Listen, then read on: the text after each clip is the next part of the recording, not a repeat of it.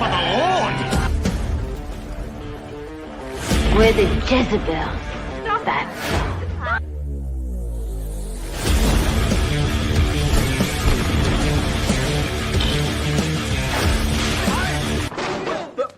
Here I come. I want you to get up right now, go to the window, open it, and stick your head out and yell, I'm as mad as hell, and I'm not gonna take this anymore!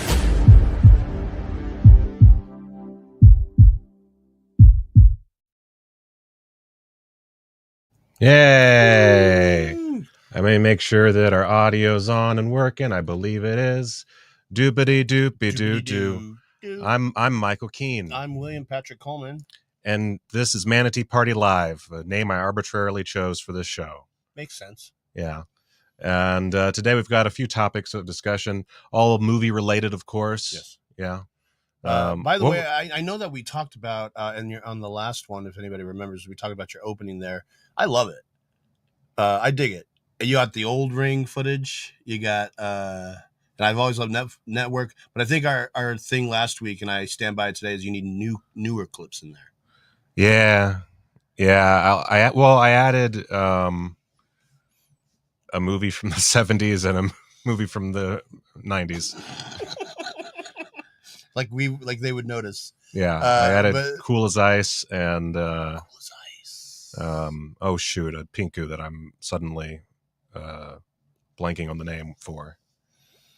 Star of David. But yeah. What were you going to lay on me? You were going to lay on me some news before we started. Well, okay, it's movie news, right? I don't know if we're doing the DVD first or we're doing. We're doing. Look, you got me interested. We're going to get to Vinegar Syndrome. Okay. After whatever the fuck you tell me. Okay, I got a trifecta of news about one particular person. A trifecta. Yeah, Daniel Day-Lewis, right? Okay, let's get into this Daniel Day-Lewis thing. 3 things have been kind of brought to my attention this 1 week. First of all, he's out of retirement. Yeah, for his son's movie, Amnani. Whatever, yeah. Okay, so we know about that, right? Yes. Can anybody out there please deny or confirm this Magneto involvement? Because it is driving me insane. I've seen it on more than one source. This is the news you want to bring up? The fucking... No. It gets better. It gets... Okay, it better get really better. Well, it gets interesting, more interesting. Okay, you're downgrading it. Okay. So the out there in the world, more than one source, I have read this thing about Daniel Day-Lewis and Denzel Washington. In fact, names being brought up for the new X-Men. A bunch of names are being brought up for the new X-Men. In fact, they had a casting recently. It was that Sadie Sink. Oh yeah, I remember something about Sadie Sink getting cast. Being cast, which would indicate that we might be getting a different kind of Wolverine. Because I believe she would be Jean Grey. I mean, you're assuming a lot because she's a redhead. Okay, no, just the age and size and things like that. This was brought to my attention that they might be going. This might indicate that they're going a certain route with this X-Men idea. However, Daniel Day-Lewis doesn't make any fucking sense. That makes no sense to me. It's got to be bullshit. It has to be bullshit. Yeah. Okay, but I have seen it on more than one source, and I don't know if all of these sources are. Well, I think they're all taking from some Twitter user who suggested it, who had some clout a while back. Okay, so that's my number 2. And guys, if you know anything about this, I really would like somebody's opinion on it, because there's just no way we're gonna see Daniel Day-Lewis in a fucking MCU movie. By the way, the Denzel Washington thing is true, but we already know that that's associated with Black Panther. In fact, I guarantee that's probably how they're gonna get Black Panther 3 made. I don't know who he's gonna play or whatever, but he did say. Basically, yes, he would do it if offered. I don't know if that means he's been offered or what, but yeah, I know the Denzel Washington, that's kind of half true, but not X-Men. But I just don't see Daniel Day-Lewis. That's insane. Yeah. That's insane. Is that all you got? No, third one. Oh, third one. The studio just finished its first season. Now, I watched it. It's fun, but there's no real dilemma in it. However, just recently, this morning, Seth Rogen has reached out to Daniel Day-Lewis to guest star on season 2, playing himself. Well, that's cool. Would that not blow your mind, Daniel Day-Lewis playing himself? I mean, yeah. First of all, if he says yes. Yeah, He publicly invited him to have a meeting with him. because that's what they wanted to do, steer with season 2. If anybody's seen the studio on Apple, it's Apple TV, yeah. Apple TV. It's very fun. You could kind of just pop in and out of it. I think it's like 8 episodes, 10 maybe 10. And it's fun, but it's just long shot city, man. One shot is like the whole episode. That's Seth Rogen and Evan Goldberg style. Fun show, though. All right, that's my trifecta of news. Okay. All right. Daniel Day-Lewis film. Just Daniel Day-Lewis stuff. Filled, yeah. All right, so let's go ahead and pop in, boop, Vinegar Syndrome. So we already talked about Golden Child, Dirty Work, and Jade before. I really, looking back, knowing this was coming, I should have watched one or more of these in anticipation. I would, and I did not. I would really like to see Jade, but I'm embarrassed to admit I don't believe I've ever seen The Golden Child, which is kind of crazy to say out loud. I know it's a classic. It's a classic 80s. Yeah, I should have watched something. I was too busy watching Mission Impossible, which we will be getting to. Happy Mission Impossible Day. Happy Mission Impossible Day, baby. That's the Mission Impossible theme. Yep. Dun dun dun dun dun dun dun dun, baby. Happy Mission Impossible Day, baby. So there's a couple surprises. The two big surprises are The Dark Half and Let's Scare Jessica to Death. The Dark Half being a pretty, I'd say a reasonably famous Stephen King adaptation, directed by George Romero. I believe that's 93. Is that 93? I believe so. Oh boy. And then Let's Scare Jessica to Death is a horror classic. So surprising to see both here. And then we've got, and we'll dig into the deets on those two. We've got Iron Angels 1 through 3 for the Vinegar Syndrome archive. And then from Vinegar Syndrome Labs, we've got Charlie One Eye, which I believe is let's see. Yeah, Richard Roundtree. Oh, it's on the cover. It's a Richard Roundtree movie. Nice cover there. Yeah. And then Breathless on from Cinematograph on 4K. Now, previously, Fun City Editions put out a Blu-ray edition of this film. This is the Breathless remake, not Breathless, the Godard film. And it's a great film. Richard Gere stars. Have you seen Breathless? No. Oh, you got to see It Breathless. stars him and somebody else, doesn't it? Well, yeah, that's how movies work. What am I thinking?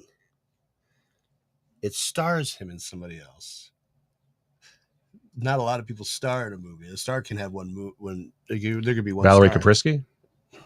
No. What I year? don't know. This is 83. Okay. It does include new audio commentaries, which is that's one's with the director Jim McBride. Oh, one's with a film writer, but the director and co-writer Jim McBride on commentary duty. Man, that is a motherfucker.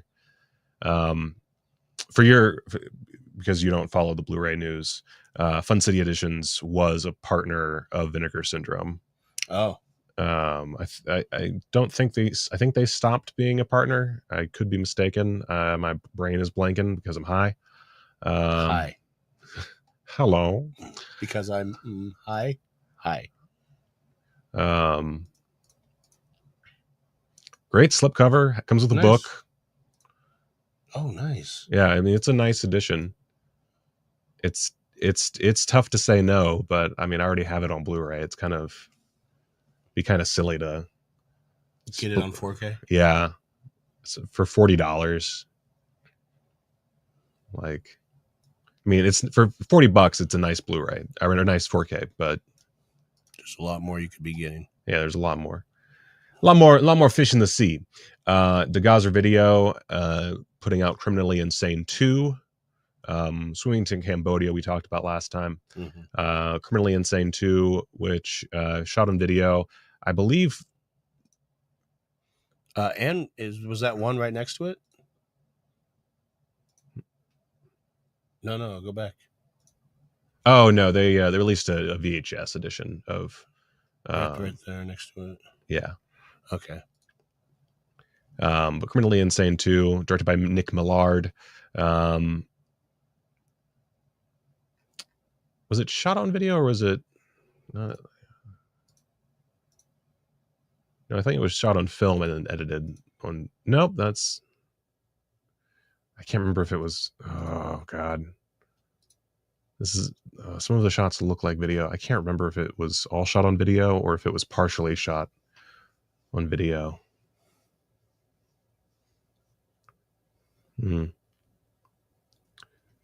Either way, newly transferred and stored from the best surviving tape master. Got a commentary track with hysteria continues. Blah blah blah blah blah. Get it, get Ethel, get all etheled up. Boop, boop, boop, boop, boop. And then we got new slipcovers for Showgirls, From Beyond, and the Amityville Horror. Ooh, nice Amityville Horror one. It's okay. Maybe I'm biased because I do not like Amityville Horror. But the original or the remake? The original. I don't like the remake. I don't remember the original. It's easy to forget the original. I don't remember it being bad. I just remember being like slow paced. It's a little slow, yeah. Then From Beyond, I worked on this release. Got this new slipcover for the previous. Is that forgive me for sounding stupid, Lovecraft? Yeah. Okay.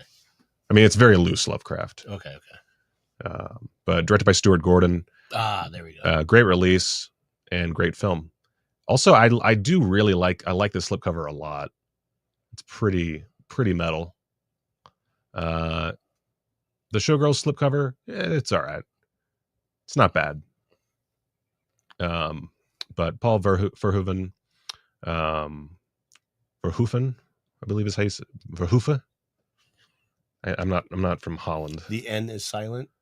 I believe the N is like if you're speaking Dutch, it's the N is silent, but I don't know how to say that. Verhoeven. I Call me when he has another RoboCop slipcover. But I love Showgirls, and I already own the previous release, so it doesn't really mean anything to me. But if you missed out on that release, here's a new one. Bada bing, bada boom. I believe it doesn't come with the amenities. I believe it's just a slipcover, and that is it. So grab that shiz if you desperately need more Showgirls in your life. And then beyond that, there's a bunch of they have a zine for just $6.66. Wonder if that's still available. Oh yeah, that's kind of cool. If I was putting a cart together, I would throw that in there. Mm-hmm. A bunch of shirts and stuff, including a Hot and Saucy Pizza Girl shirt, which we'll talk about Hot and Saucy Pizza Girls in just a bit. So the big ones, I think I mentioned, Iron Angels 1 through 3 does strike me as pretty interesting, and it has a dope ass I was gonna cover. say that cover is cool. This is a bunch of Hong Kong action that I've never seen, so I really can't say much other than I saw the reviews, and the reviews were strong. Got commentary tracks, all films presented, of course, in their original Cantonese, and they are newly restored by Vinegar Syndrome from existing studio masters. So there could be some quality issues here and there, but nothing too terrible, I imagine. It's a little blown out.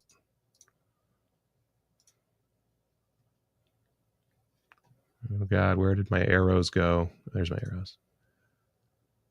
Yeah, it looks pretty good. Looks strong.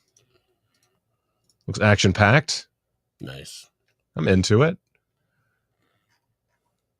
I could see myself grabbing their Blu-ray. And I guess as long as we're just going over quick nonsense. Charlie One Eye, starring Richard Roundtree.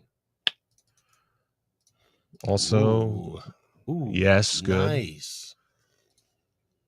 That's a beautiful looking fucking movie. Yeah, you can really see the granular detail. I think this one has actually. I'm kind of hyped on this right now. That's pretty cool. You know, a Richard Roundtree Western that's pretty sick. Let's take a look at the full deets here. In the harsh desert landscape of 1860s Mexico, two outcasts cross paths. Richard Roundtree, Shaft, Crack House, is a former Union soldier, desperate and on the run after killing a superior officer. Roy Thinnes is a crippled Native American of mixed race who lives as a pariah away from any tribe. Identified only as the black man and the Indian, the two deal with mutual hatred and mistrust before forming a strange partnership until a vicious bounty hunter played by Nigel Davenport finds his way to them. How long can they last, holed up in this brutal desert, stalked by both Davenport and Mexican bandits, and reliant on an uneasy relationship that borders on madness? It's really hard to read from this far away. Yeah, man. I don't know how you're doing that. I'm trying to catch up to you. And that name is, I keep coming back to that, but it's not Fiennes, right? Because it's not I-E. Is it I-N-N? Yeah, I'm feeling like, I don't know. It's definitely an like a thin. Anyway, so Region A Blu-ray. This is okay. That's why it looks so good. It's scanned and restored in 4K from its 35mm OCN, so we're good to go there. Commentary track, film historian Toby Rowan. Chicken Shoot, a 34-minute making of featurette with first assistant director Nick Granby, first assistant editor Jeffrey Mackerel, boom operator David Stevenson, and continuity supervisor Ann Skinner. Man, I wish I'd gotten that gig. One Eye on the Neg, a 25-minute interview with first assistant editor Jeffrey Mackerel. Probably saying his name a little wrong. Mackerel. Twixt, orchestral and minimalist. Mackerel. An 18-minute interview with composer John Cameron. Then a 16-minute interview with blaxploitation film historian Josiah Howard, talking about Richard Roundtree's career. And then we've got a conversation with film director Josh Margolin. Called Richard Roundtree's final film. It's 10 minutes. And this comes with a 16-page booklet with an essay and everything. Nice. Hot diggity dang. You guys really did it. You guys really hit the head out of the park today. That's one. I'm Charlie One Eye. Charlie One Eye. I am and very, very into right now. Let's Scare Jessica to Death. Let's see how much they managed to get for this release. I'm very curious. First, let's take a look at the packaging. Looks atmospheric. The movie's atmospheric, so that works. Oh, this is a Paramount release too. That makes sense. So it looks pretty solid.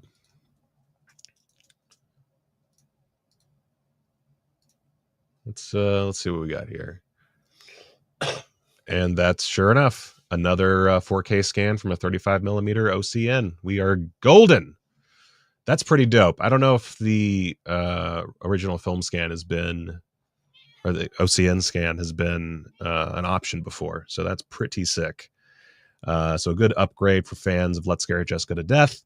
And this comes with a commentary track with director John D. Hancock, moderated by Justin LaLiberty, who's one of the Vinegar Syndrome boys. And then commentary track with authors Kim Newman and Sean Hogan. Kim Newman just putting out content left and right for like so many releases for so many years. Bless him. Then we got 2, 3, 4 interviews. One with the director, one with the co-producer, one with the composer, and one with Stephen Thrower, baby. Love that. Love it.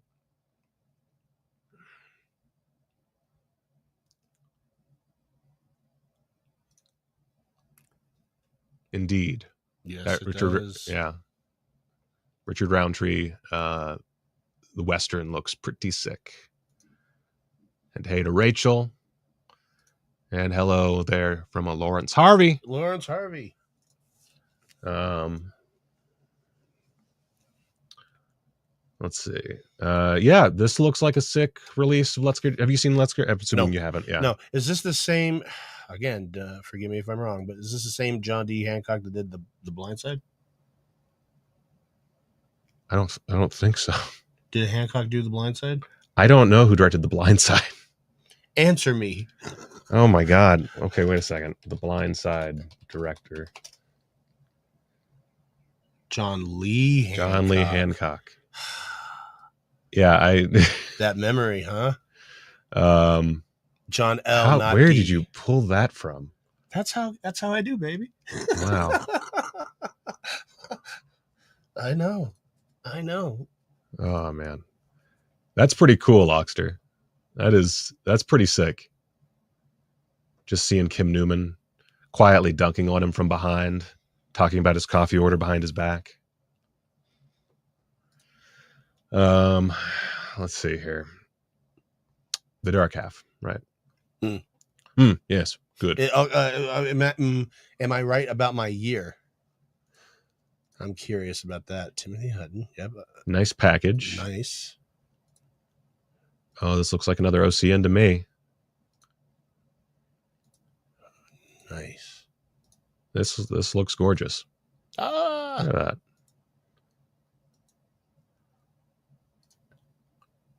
All right, I'm into it. I've never seen The Dark Half. I have this problem where I won't watch a Stephen King adaptation until I've read the book. Interesting. And I have not read the book. Working on Misery right now. Have you never seen Misery? Never watched Misery. It's great. I've heard. It is really good. I've heard great things. You read it then? Yeah, I've read it. I want to read that so bad. And there's some like I saw before I enacted this policy. Like I saw The Mist in theaters.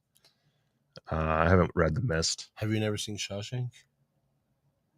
And I've seen Shawshank. Yeah. You're doing are you doing Cujo right now? I finished Cujo. Okay. Yeah, I finally watched Cujo. I think that's an interesting policy. I kind of dig that. But you're not gonna like any of the fucking movies then. There's no That's not way. true. I liked Cujo, and I liked Okay. I like It Chapter 1. Chapter 1's really good. Not a big fan of Chapter 2. It's not that I'm not a big fan. That could go into it forever and ever. But basically, they should have evened out 1 and 2. They put 2. They realized they could get away with a lot, so they overstuffed 2. All right. So as far as special features on this sucker, it is once again 4K, original camera negative, sick ass. Sick ass. Got an old commentary track with writer-director George A. Romero.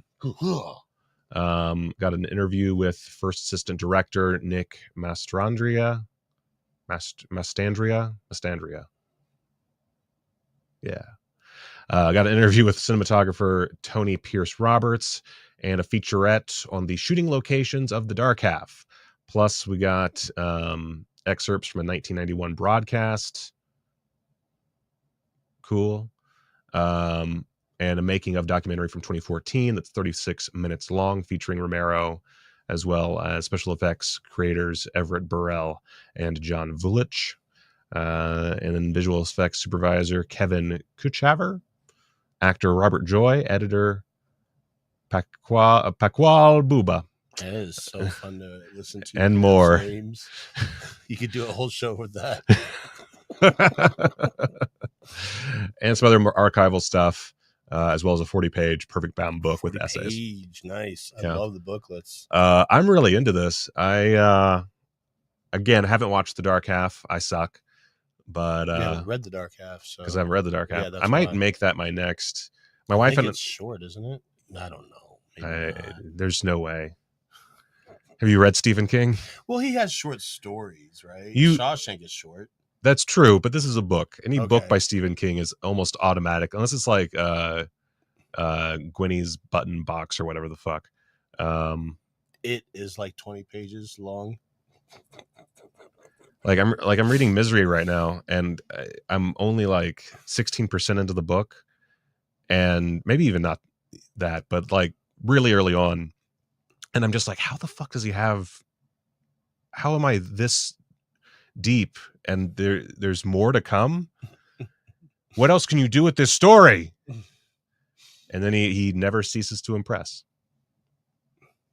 He's gonna go places. This Stephen King guy. All right, it's only 431 pages, which is for Stephen King pretty short. All right, so that's pretty much it as far as what I wanted to talk about from Vinegar Syndrome. Again, I don't care about the merch so much.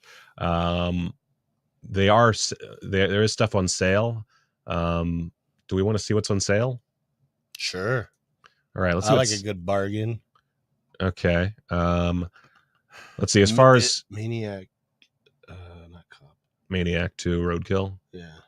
Yeah, you can get some of these comic book collections. That's cool. Like Bruce Campbell. Is that Bruce Campbell? No, that's not Bruce Campbell. Looks like he's Maniac Cop, so I assumed. He's not Maniac Cop. Isn't He's in Maniac Cop. Oh, I thought he was Maniac Cop. No, he's the hero. Would have been better if he was Maniac Cop. He's almost got the chin for it. That's why I thought. Out of these, the only one I can recommend is Alien from LA.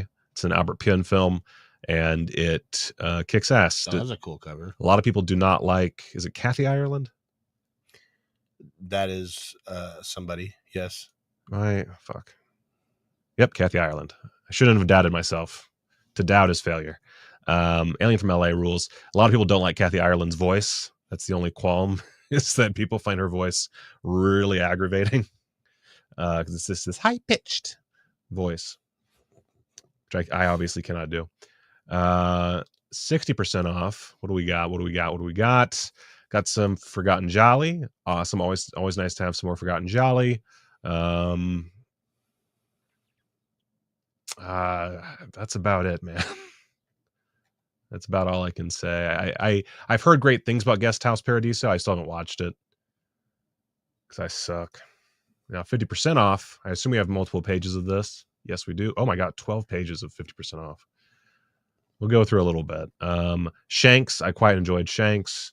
That's William Castle, one of William Castle's last films. You were going through a whole William Castle thing. Yeah. I haven't seen Corpse Mania, but I'm kind of into it. The Tenant. Ooh, Howling 2, Your Sister is a Werewolf. Oh, aka Sturba, werewolf bitch. Have you seen Howling 2? No, that's not Joyride. Joyride it's not. No, that's a different Joyride. Okay. Which I haven't seen. I've also not seen Thieves Like Us. I suck. So I don't know if I can recommend either. But Howling 2 fucking rules. Howling 2 is a goddamn classic. That's cool. Devil Times 5 is good. I don't even remember this release. I'm way out of the loop. There's a lot of these that I have not seen that I'm kind of surprised by. Just shows how out of the loop I am. Blood Cult's a pretty solid SOV flick. Let's see here. What's anything that I've seen? Anything? Ooh, Invasion USA is one of the better Chuck Norris films by a good margin. They did put Criminally Insane 1 out back in a little while back, by the way.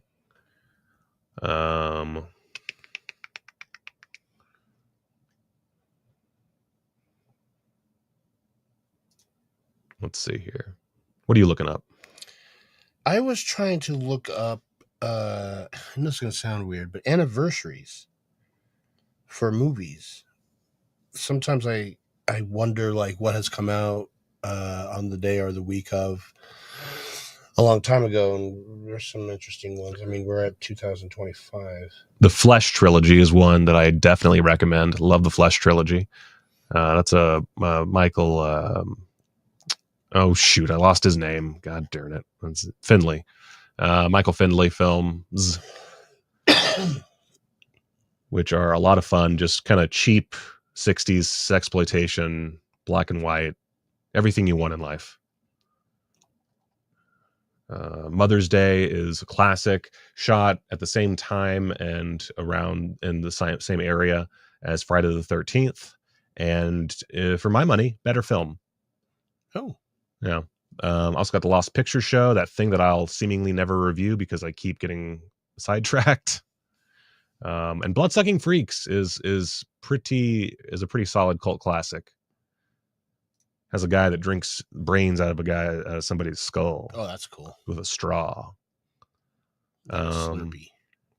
Haven't gotten to Enrique Gomez Video yet. The Prophecy trilogy. Love The Prophecy with Christopher Walken. Oh, nice. I don't know if you've seen the... I want to say I haven't. You're killing me, dog. I know. That's one I wouldn't mind just diving into. There's 3 of them though, huh? Oh, there's more than 3, but 3 is where you want to stop. Okay. Killer Condom is a phenomenal comedy. It's just a great film. It's very satirical. It's a German take on New York. Yeah, I really highly recommend Killer Condom. Terror Tin Killer was surprisingly good. Psycho Girls is a lot of fun. I'm a little biased because I did the extras on that. Although I have skipped a few that I've done extras on. I make no residuals. One thing I also worked on, Undefeatable, great film. One of my favorite action flicks, Undefeatable. Curse of the Blue Lights is all right. The Boogeyman is pretty good. Ooh, Primal Rage. Primal Rage has one of the best like school dance sequences of all time. I know everyone is always reading the lists of the best school dance sequences. So that's on top of my list. It's Primal Rage. I feel like this isn't very interesting, so I'm going to end it at this page.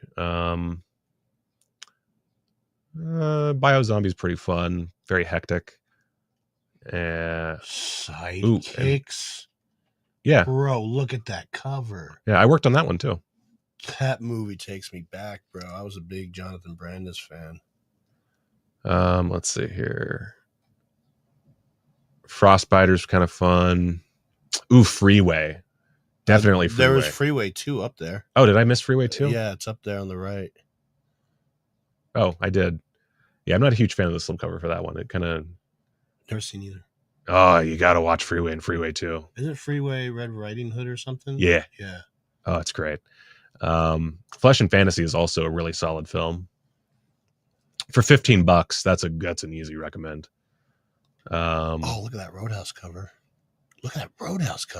Yeah, fun fact, I worked on the Roadhouse release. Really? And I never got an editor's copy. Oh, I love that yeah. cover there. And that Texas Chainsaw Massacre 2. Also something I worked on. We like that movie, don't we? Yeah, Texas Chainsaw Massacre 2 rules. Yeah. All right. Invisible Maniac's also a lot of fun. All right. There's more we could talk about, but you got the idea. There's a lot of great releases you could be buying right now for very low prices. Will and I are broke as fuck. So we will not be partaking, but we wish you all good spending. And then just while we're talking about Vinegar Syndrome, I want to bring up Melusine. I'm not going to dig too deep into these because YouTube. But first up, they have Orgy Butter. Cool title. Soap. And there's a few releases we haven't talked about, but the big things are Naked Came the Stranger, A Girl's Best Friend, and the one I want to talk about, this trilogy from Bob Chin, Hot and Saucy Pizza Girls, Hot Legs, and California Gigolo. I've actually never seen Hot Legs or California Gigolo, so I have no real anything to say. You brought up Hot and Saucy Pizza Girls from the shirt. I love Hot and Saucy Pizza Girls. It's one of my favorite pornos of all time. Easy, bar none. It's just a fun, lighthearted, dumb movie full of fucking and pizza. And yeah, I really, the fact that, who brought it up? Chris brought up, I'm surprised Hot and Saucy Pizza Girls didn't get its own release. And yeah, me too. I was expecting it to get its own release. I'd really like a 4K edition if I'm being honest. Now the negative to this, you get 3 films. That's dope. $28, not a bad price. If you dig down here, there's really nothing as far as extras goes. There's also, I didn't notice this before, but there's no film scan information. So I don't know. Let's see. This is the YouTube one. Yeah, I won't be late. 1 o'clock. All right. Goodbye. Mm-hmm. Okay. Yeah, I won't be late. 1 o'clock. All right. Goodbye. With YouTube's stuff, I really can't tell how good this is, but it does look better. than he does. Do you know the Thomases? They're a fabulous couple. They had a great party on their boat South. Yeah, they do say. Okay, I'm just being an idiot. All restored in 2K from their 35 millimeter negatives. All right. Heck yeah. All right. Yeah, I'm into it. I really wish I had $30 to spend on porn because this looks phenomenal. I do wish. I feel like at very least we could get a commentary from somebody on Hot and Saucy Pizza Girls. Like get Ashley West, somebody to talk about Bob Chen for like 70 minutes. But I guess beggars can't be choosers. And yeah, what do you have as far as movie news? We'll get back to Severin in a second. So movie news. You all know today's Mission Impossible Day and Lilo and Stitch Day. Stitch Possible, as I believe call it. Mr. Keene has seen it a second time. Yeah, I've now watched Mission Impossible: The Final Reckoning twice. AMA. Any difference of opinion? You did voice your opinion last time. Yeah, I liked it a little bit better, but not enough. You know, like let me put it this way: I liked it more, but my rating remains the same. Okay. I did notice the humor more this go around. Mm-hmm. It still is a little dour overall, but and we got a cat. What the hell is this? A kitten. This is not a kitten. This is a queen of hell.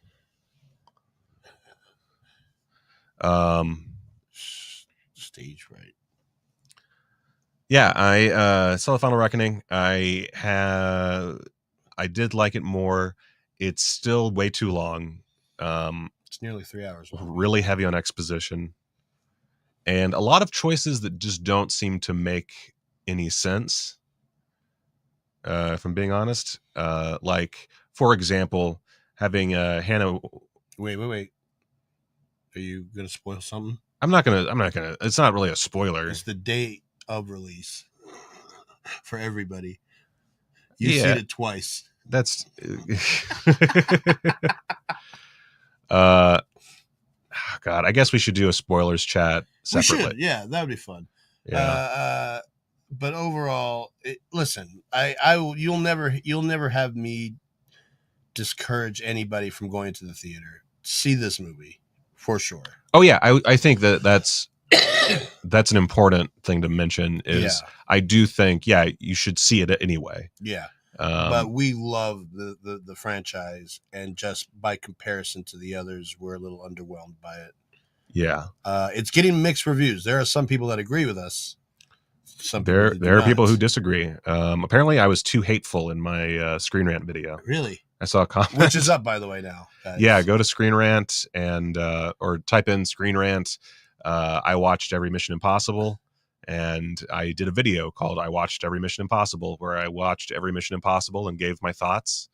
And it was just honest criticism, which people hate when I do that. Sure. It's weird.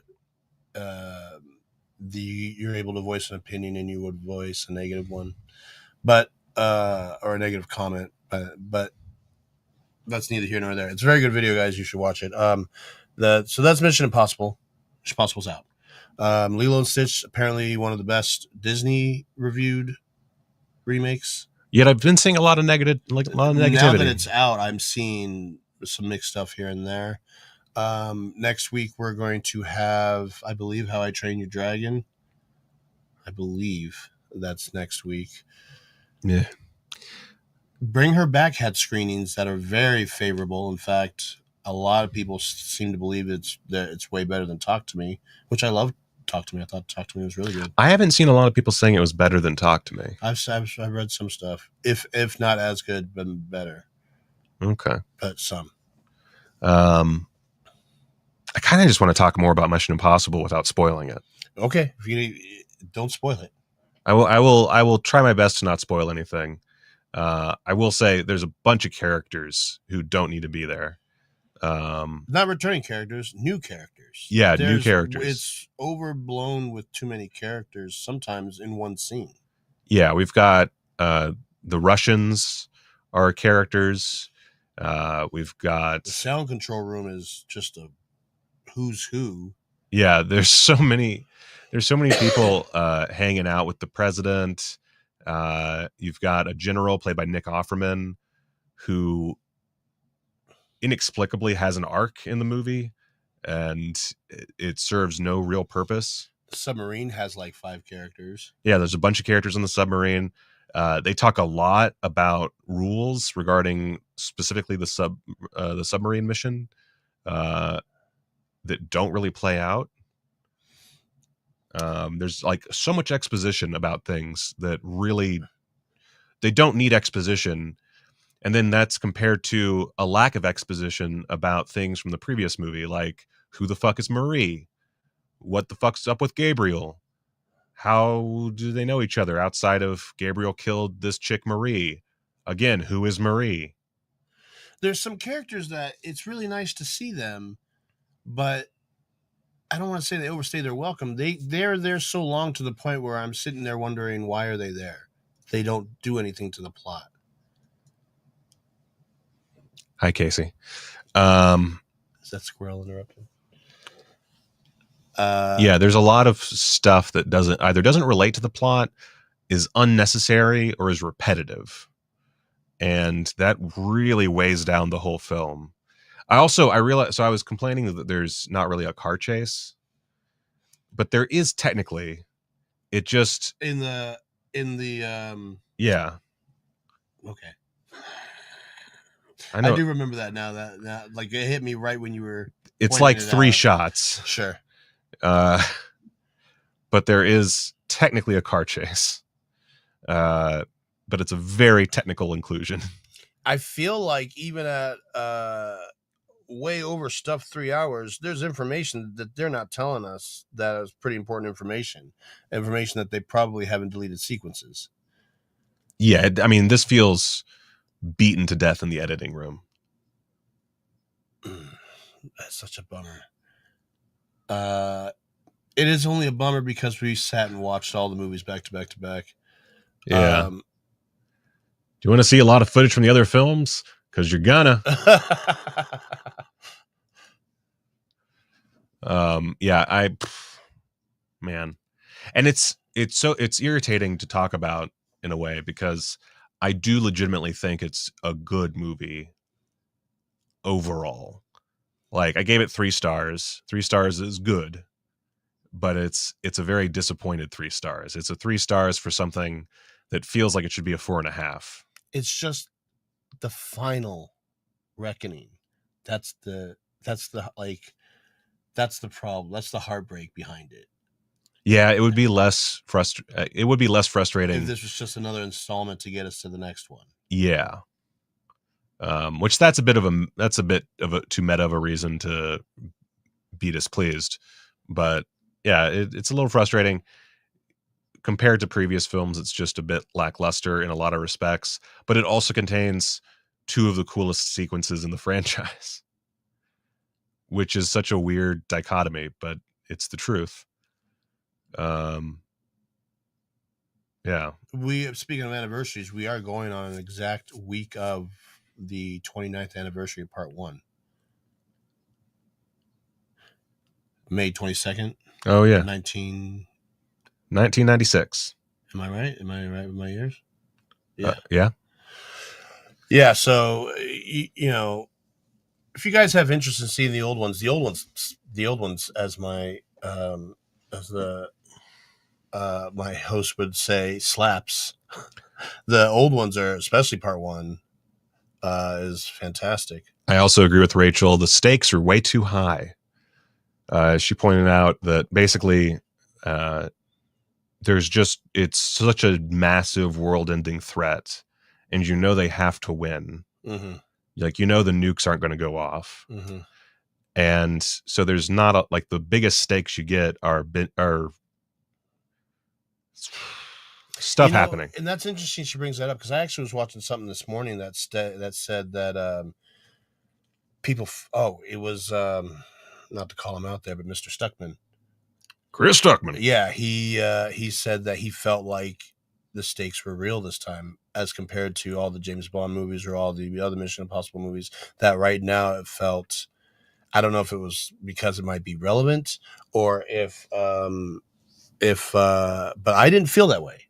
And I kind of agree with you guys is that the stakes are almost so high that there's no way we would have come all this way. I think that you know what it is? I think that, and I'm going to do my best to not spoil anything, the stakes are set up to be incredibly high. And there are stakes that are presented to us that are relatable stakes, tasty stakes. But then they're almost immediately abandoned in some capacity. Problems are presented that are not really problems at all. And that's, I think, the big issue. Yeah. Is in that actually trying to meet the stakes. If that makes sense. Yeah. All right. So let's talk about Severin. So this is kind of cool. They have a Peter Medak. I think it's Medak. Pete Medak collection of films. It's not a literal collection, but they are releasing three films that he made. Is Peter? Yeah. Okay. I couldn't remember if The Odd Job was when he actually did. There's one that has a bonus feature that he assistant directed. I don't remember which one that is, but he has this comedy, The Odd Job, a whole bunch of special features on all these releases, by the way. Peter Medak, he did Species 2. It's a film you probably would have seen of his. He did The Changeling, which is phenomenal. Ooh. Not Clint Eastwood's Changeling. Not Clint Eastwood. He didn't ghost direct for Clint Eastwood. But The Changeling starring George fudge biscuits. I'm gonna forget his name. Scott? George C. Scott. Yep. Whoa. How'd you do that? I don't know. I could have gone with that or Hamilton. Man. That's awesome. And then he did The Ruling Class. That's another great one. We're not gonna try that trick again. Peter O'Toole, starring Peter O'Toole. And yeah, this is neat. These are three films of his that, as far as I know, have never been on Blu-ray. This one's a black comedy starring Graham Chapman from Monty Python. Ooh. Also written, I believe, by Graham Chapman, or co-written. And we've got a bunch of interviews, including one with actor Richard O'Brien. Ooh. And an audio interview with Peter Medak. So that's pretty dope. This one's really neat. This is the last movie he's directed up until this point. This was 2018, I believe. He's old as shit. This is The Ghost of Peter Sellers, which is a documentary about the making of, and I'm immediately going to forget the name of the movie, Ghost in the Noonday Sun, which was meant to be an epic pirate comedy. And this was a movie he was trying to make with Peter Sellers, and the whole production just tanked and no one ever saw it. And so this is the documentary about the making of that movie. So this is like Lost in La Concha, whatever? Yeah. Lost in La Mancha. La Mancha, yeah. And yeah, another audio interview with the director. There's something where Peter Medak presents his production albums from The Ruling Class through Zorro the Gay Blade. I want to see this. This is cool. And a video essay by filmmaker Daniel Krimmer. Would have liked maybe like I don't know, maybe not. I don't really know that any commentary tracks with documentaries. Either way, this is really neat. I was trying to come up with a flaw, but it's just a really neat thing to have on Blu-ray. And then Negatives, that's Peter Medak's first movie. Let's see here. And that includes on disc 2, Sparrows Can't Sing, which is a film that he was the assistant director on. Got Tim Lucas on audio commentary for Negatives. and even audio commentary on Sparrows Can't Sing with filmmaker Daniel Krimmer, with contributions from Peter Medak. So this is probably the star release of the Medak bunch, although I think the Peter Sellers documentary is probably the most interesting. And then you can get these in a bundle by themselves for $60. So it's essentially a $60 4-film collection. And you can also get them in the Medak Meets Bava bundle, which includes a Lamberto Bava enamel pin, as well as High Tension, 4 films by Lamberto Bava. And this is The Prince of Terror, The Man Who Wouldn't Die, School of Fear, and Eyewitness. Movies that I have not seen, so I have no opinions. But we do get audio commentary on 2 of them. Okay, I'll grant that. Two is better than none. Both with Nathaniel Thompson and Troy Howarth. And then you get interviews with all of the releases. So that's pretty sick. Let's see how these look. Oh God, where's my arrow? There's my arrow.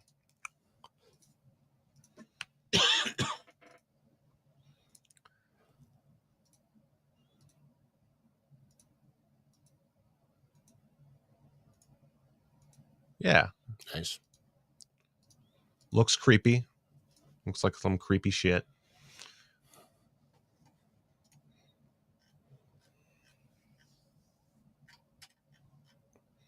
Yeah. So 4 from Lamberto Bava.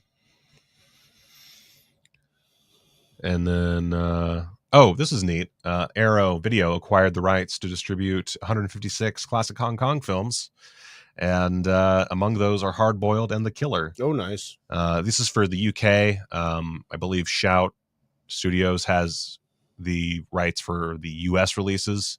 But for those of us who have region-free Blu-ray players, that's okay, because we can order from Arrow. Of course, now there's tariffs involved, which that's no good. Look at those on the top there. Some of these I didn't know about. Kingpin's got a new edition or 4K coming out. Road Trip, Peacemaker, Swordfish. I can't see the wall. I know there's a Wallace and Gromit in there. I know I talked about Ace Ventura last week. Interesting. Yeah, I just think this is neat. These are not going to go into market until 2026, so you do have to wait a while. But I'm assuming Shout will get to Hard Boiled and The Killer before Arrow does. I don't know why they wouldn't beat them to the punch there. And then coming soon from Criterion, I don't really have much to say because there's nothing new that I've seen. I mean, I guess the Antoine Doinel, whatever the fuck, the main character from 400 Blows, the collection of the films starring that character from Francois Truffaut. That's neat. I like the covers. It's a 4K collection of 400 Blows, Antoine and Colette, Stolen Kisses, Bed and Board, and Love on the Run. So check it out if you're a big fan of the French New Wave. And then I don't remember talking about Barry Lyndon on 4K, but Barry Lyndon on 4K, The Big Heat on 4K, we're looking good. I talked about Sorcerer. Yeah, I remember Sorcerer. I've never seen The Burmese Harp. I don't even think I've seen a Kan Ichikawa film. So I suck ass. Do you suck ass? That's personal. I have never seen it. I'm not familiar with them as well. Yeah. Just Mike Nichols' Carnal Knowledge. Haven't seen it. Like Mike Nichols, I just am a bad film fanatic. I don't know what to tell you. Is that a young Nicholson there? Yeah, that's a young Nicholson. So is that William Hurt? Who's the next to him? Oh, that's the singer. I can't think of Art Garfunkel. I was trying to see from a distance. Oh, he's an actor. Yeah. Got a Confusion, and Mahjong, 2 films by Edward Yang. That's cool. Just nothing really striking me other than I am kind of curious about Burmese Harp. It is a 4K. Let's see. Where? Oh, I skipped right past it because there's nothing here. New 4K digital restoration. Interviews with the director and actor. Trailer and an essay. That seemed like a little lacking to me. I've heard nothing but amazing things about the Burmese harp, so I would expect a little bit more. But what can I say? I haven't seen it. I suck. I'm suckling on some asshole over here. You'll get your time to make up. Eventually. Egyptian serial killer film. Lawrence. Hold the fucking up. Right down the left. Okay. Nice. All right. Director himself stars as Kanawi, a disabled newspaper hawker whose obsession with a sultry drink cellar leads to a tragedy of operatic proportions on the streets of Cairo, blending elements of neo-realism with provocative noir melodrama. Cairo Station is a work of raw populist poetry that explores the individual's search for a place in Egypt's new post-revolutionary political order. Good call. Good fucking call. Okay, this is from 1958. A scant 76 minutes. That's beautiful. A short documentary by I don't know how to say the director's name. Yosef Kahin?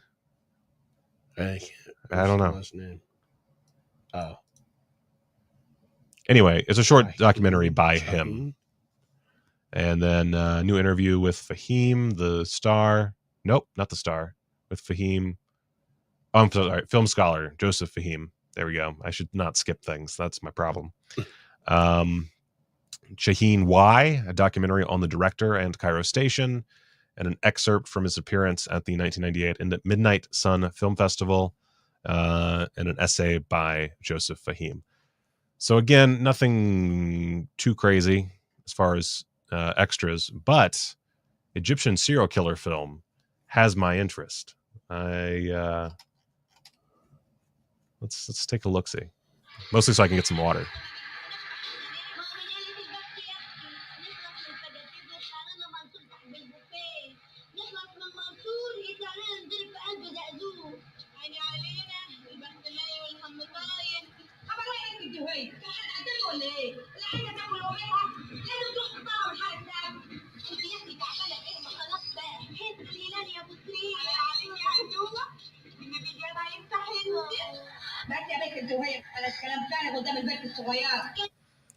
I was hoping for a trailer, and then I remember that they don't do trailers with Criterion. They just show you a scene.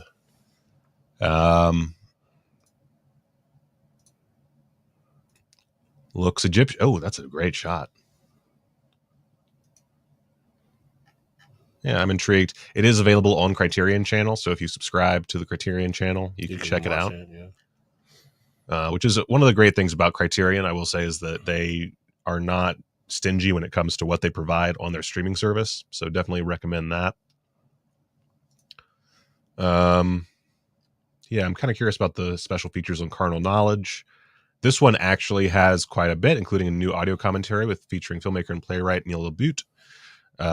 New program with Mike Nichols, biographer Mark Harris, and film critic Dana Stevens. New interviews with film editing historian Bobby Osteen. That's actually kind of cool. I didn't realize we had film editing historians. I'm kind of into it. Conversation from 2011 between Nichols and filmmaker Jason Reitman. Q&A with screenwriter Jules Pfeiffer. Radio spot and trailer. And then an essay by Myra Weigel, whatever. And a 1971 piece from American cinematographer about the look of the film. That's neat.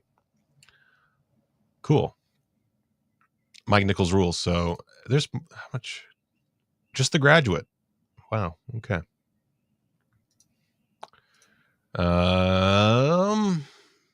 Yeah, that's all I got. So real fast, so that we can catch up by next show, Final Destination. Oh yeah, Final Destination Bloodlines. Final Destination Bloodlines debuted globally with 101 mil which is a big deal. I think it cost 40 something to make. Yeah, we're going to see more Final Destination. Yeah, absolutely. that's the big deal, is that we're clearly going to see more Final Destinations. Now, whether you, as a fan of the series, whether this one was a standout for you or not, one thing we can all agree on is they took a different, almost a risk in changing the narrative of what we're used to with this formula. And I kind of like that they had the balls to do that. I mean, right away, without spoiling anything, the premonition is not the victims of, or the main character of the movie. I thought that was kind of interesting. Like they do a lot of things to try to be different, and I'm gonna stuff this whole thing. Can you not fucking hear face. me? I figure I'm too loud. No, you're not. You're not too. How are you too loud? Well, yeah. Final Destination Bloodlines. What's your opinion on it? What's your take on this installment? I liked Final Destination Bloodlines. I felt like after a certain point, and I can't spoil it, but after a certain death, it kind of flounders a bit for me. And it's a twofer. Yeah. And I know what you're talking about. I kind of agree with that too. I did point out that because there is a new formula in a way, that we had a little bit too much space in between deaths this time, which is kind of a standout when that happens. Not that they need to rush to the next death, but you don't come to these movies really for too much plot. Yeah, I feel like there should have been at least one more person on the chopping block. Because now that they set up, the more rules you set up, the more we know who's not going to die. Yeah, there's a character who's in the opening kills you see die, and you never get to see the adult version of them die, and I felt like that was a missed opportunity. I don't know how you can elaborate. I know what you're talking about, but I know why that is. It's kind of the same thing with Devon Sawa. There was, I mean, not in real life, but I'm assuming that there's a period where they don't care to go into that period to show you that character's death. Yeah, it wouldn't make, like, you'd have to re-edit that storyline, that whole opening sequence. But I know what you're talking about. But Final Destination. I liked it just as much. It's not part 4, which is terrible. It depending on who you talk to. I think all pretty much agree is the weaker entry, but whether it's actually terrible or not is a different story altogether. I'm of the mind that it is very bad. I did not like it either, but I do love the series. Love the series. 2 and 3 are standouts for me. Yeah, it's great. I still maintain 5 is 5 was originally what Bloodlines was doing, because they changed the formula there and they had a twist at the end, which I thought really made it stand out and was pretty cool. I did like 5. 5 was a nice surprise. Yeah. Yeah, I don't really have, I guess I don't really have a whole lot to say about Final Destination Bloodlines. I'm happy it made the money it made regardless. Yeah, I'm glad it did well. I'm always happy when a horror flick does well at the box office. And especially one when it's part of a strong franchise. I don't know. I felt like, you know what? The other problem I had with Bloodlines is a lot of the kills, it doesn't feel like there's a lot of red herrings in them. Like in Final Destination, traditionally, the kills, like the lead up to them, present all kinds of ways this motherfucker could die. And then it does a little twist at the end, and it's like, oh no, actually it's going to be this way. And I feel like most of the deaths in this Final Destination are just kind of what you expect to happen once the sequence has begun. There's one where she straight tells you what's going to happen, and then you think you miss it. Like you think it's not going to happen. And then sort of in the background, it all comes to play. Yeah, that's a great one. That's one of my favorite ones. But yeah, the series really shines when it does shit like that. That's when it gets to be really fun. Yeah. Oh, and yeah, Rachel, the tattoo shop is a great subversion of the formula. Yeah, we should have known. You're right, Rachel. We should have known right away that when they showed us that in the trailer. Yeah, we should have known what they were doing, because if you actually watch the marketing of this movie, this character is, all his scenes are just thrown out there in the trailer. You don't know which one's going to be the one, or if he's going to be. Well, I'm going to spoil this one thing. So if you don't like any spoilers, tune out. I'm going to spoil one thing about Final Destination Bloodlines, because what I love about the subversion with that scene, or actually not what I love about it, I kind of felt spoiled by the marketing. Mm-hmm. Because there's scenes, so the tattoo shop scene takes place fairly early on. Mm-hmm. And what happens is you think the guy's going to die, and he doesn't, and it basically ends roughly where that initial teaser ended, and you think that he's burned alive. Yeah, that's the thing. You think that they've shown you.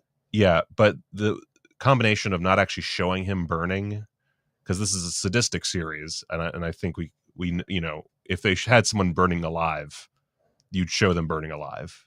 Yeah, they would. Yeah. And then secondly, we hadn't gotten to any of the fucking scenes featuring this character outside of the barbecue. Yeah, which this character really takes over the movie. Yeah, so like there's the scene where the truck seemingly is going to hit him, but it just passes by him, which was obviously a fake out in the trailer and is a fake out in the movie. But if you've seen the trailers for the film, you know he can't really die yet because we haven't gotten to his other scenes. Yeah. Yeah. That's what I'm saying. All of these sequences are throughout the marketing, so you kind of know that they're doing something weird with him. But I guess for the most part, it's not really it's not too much of a complaint. It's still an entertaining movie, at least. Yeah. I was coming in saying that Bloodlines. Thanks, Josh. That's really nice. Bloodlines is much more complimentary to the franchise of Final Destination than Final Reckoning is to Mission Impossible. I think that's a pretty reasonable statement, because I just love the execution. I can complain one way or another about the execution, but I just love that they keep trying to do something new with this franchise. And if they do that, then it'll always be fresh. It'll always be fun. So good on you, Final Destination Bloodlines. Good stuff.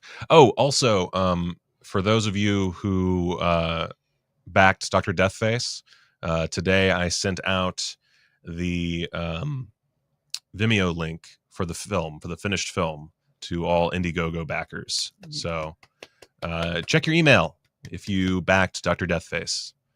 I should have mentioned that up front, and then I forgot. What a treat. Yeah. Yeah, I think that's about it for me. Yep. That's about it for me too. As far as movie news go, we're all caught up for next week. Yeah, if we were kind of scant on the Blu-ray news, if there's something you want us to talk about that we missed this week, which we probably missed something, let us know in the comments, and we'll get to it next time. All right. And yeah, until next time, go watch a movie. It's gonna take me some time to give you all that is mine. I'm looking ultra fine from your view from behind. It's gonna take me some time to give you all that is mine. I'm looking ultra fine from your view from behind. My phone, working play out. You got what's coming, you gonna shout. Sit right down, boy, hands in a cup. I'm gonna show you exactly what's up. Gonna give you that booty flavor. You're loving my booty flavor. Straight 7 booty flavor.